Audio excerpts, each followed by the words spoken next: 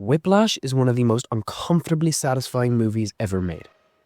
Because at some point in the movie, you stop watching a movie about music. And you realize you're watching a study about control. Not anger, not passion, control.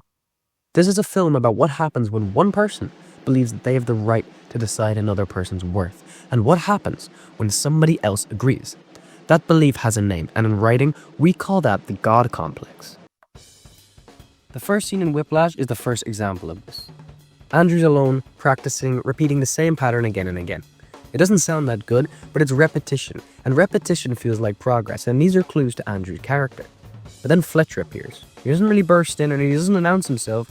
He simply stands in the doorways and gives instructions. That's the first psychological move. He doesn't need to speak loudly. His power just needs to be felt. I'm sorry. No, stay.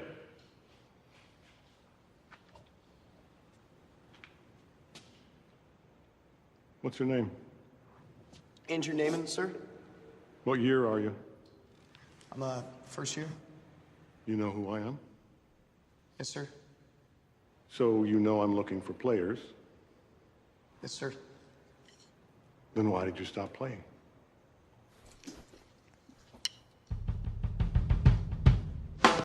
Andrew immediately changes his posture. His rhythm shifts, not consciously, instinctively. Now, Fletcher gives him a few simple instructions, and Andrew dives in, but he gets lost in it, and suddenly he's gone. He's not measuring Andrew's timing here, but his submission. From the very first exchange, Fletcher establishes the hierarchy. He is the one who sees, he is the one who gets to judge, and Andrew is just the one who waits to be seen. And once that dynamic is set, it does not disappear. Now, Fletcher doesn't behave like someone who thinks he might be right. He behaves like someone who knows he is. That is the core of the God complex, not ego, not cruelty, certainty. Fletcher believes there is a single objective standard of greatness, and more importantly, he believes he can recognize it instantly. That belief frees him from responsibility. If a student succeeds, it proves the system works. If a student breaks, it proves they were never worthy. Either way, Fletcher is justified. That is why his cruelty feels deliberate, not chaotic. Every insult is measured. Every humiliation is tragic. He isn't trying to hurt feelings. He's trying to strip away resistance. Because in Fletcher's world, resistance is weakness, and weakness has no place near greatness. The most important bit is that the God complex has to have a subject, and Andrew is perfect because he doesn't enter Fletcher's world as a whole person. He enters as someone already hollowed out by fear. Fear of being average. Fear of being forgettable. Fear of living a life that never justifies itself. And we see this from the beginning. He doesn't play music because it fulfills him. He plays it because he's ambitious and it's the only thing that promises elevation. That makes him vulnerable. Psychologically, he is looking for an external authority. So when Fletcher offers conditional approval, not praise or warmth, just bare acknowledgement, Andrew latches onto it like it's oxygen. The danger isn't that Fletcher is abusive. The danger is that Andrew actually agrees with him. Now, the chair throwing scene is often described as explosive, but it's not. You have to look close here, because Fletcher is calm. He cycles drummers one by one, creating chaos, then forcing order, then destroying it again. This is not a loss of control, it's the exercise of it. Psychologically, this is conditioning at its most effective. Unpredictable punishment keeps attention locked. Rare approval becomes addictive. The subject learns to self-monitor constantly.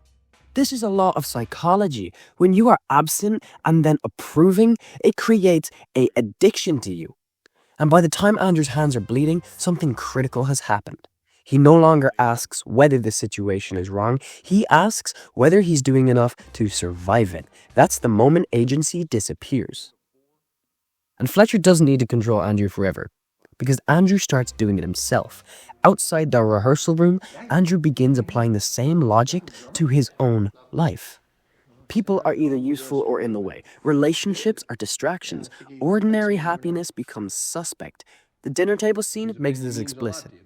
Andrew never says he loves music. He says he's better than everyone else. Not because he believes it, because he needs them to believe it, for his own approval. Because if the suffering doesn't make him superior, then it was all for nothing. I'd rather die drunk, broke at 34 and have people at a dinner table talk about me than live to be rich and sober at 90 and nobody remember who I was. The car crash scene isn't about dedication. It's about override.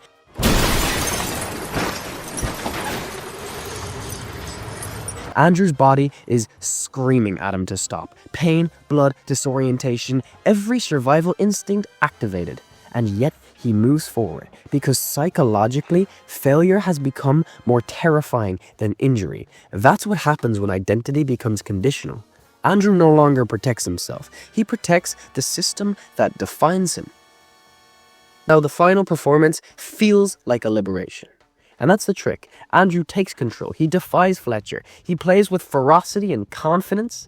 But what he's really done is internalize Fletcher. He no longer needs an external authority to push him because he's learned how to do it himself. The final look between them isn't approval, it's recognition. The system worked. And the movie doesn't give you peace. It doesn't end with happiness because psychologically Andrew cannot have it. Peace requires unconditional worth. And that's the one thing Fletcher's world can never allow. Andrew achieves greatness, but he loses the ability to stop. And that is the real cost. Because more dangerous than a God complex is believing that you're better than others. And it's believing that your value must be earned through suffering. And once you believe that, the punishment never ends.